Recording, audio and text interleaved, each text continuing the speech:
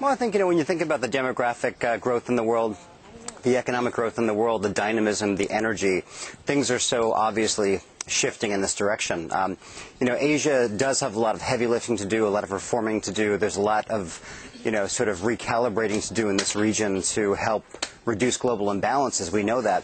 But in many ways, when you think of this system where every few years the U.S. and Europe trade the IMF job and the top World Bank job, it's becoming very anachronistic, and it's very inconsistent with the kinds of trends you're seeing in the global economy and the basic trajectory of where we are and where we're going. Right. Give me some names, Willie.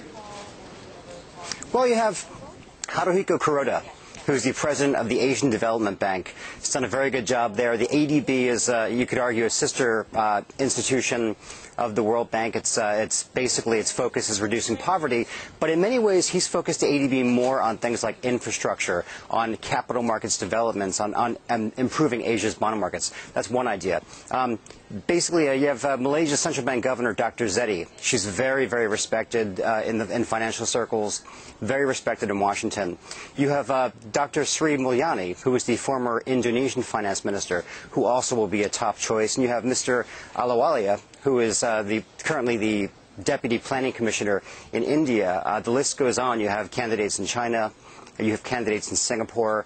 And I think in many ways, when you look at the trajectory of Asian growth, when you look at the challenges going forward, an Asian voice at the IMF would be a wonderful thing to have. And I think now is the time for this region. I would love to see Asia demand a bit more attention at the IMF, but also a chance to steer the organization in a leadership seat.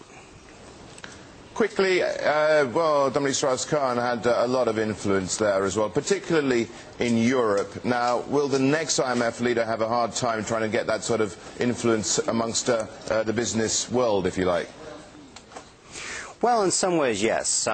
But in many ways, this, DSK, as he's called, this seems to be such an aberration in terms of personal behavior. I've met him several times, interviewed him several times. He's a brilliant man. I'm as shocked as anyone. But in many ways, he has done a very good job at the IMF in recent years. He's done a very good job of re-energizing the organization and making it more relevant in a very changing world. And you see, Strauss-Kahn's role in the European bailouts. And I think when you look, going forward at the kind of hot money flowing to Asia, concerns about China's growth going forward, the IMF's focus does need to be on Asia in the next 5 to 10 years, and having an Asian voice heading the IMF would be a step in the right direction, I would argue. Willie, thanks so much for that. Willie Pesek there joining us from Turkey.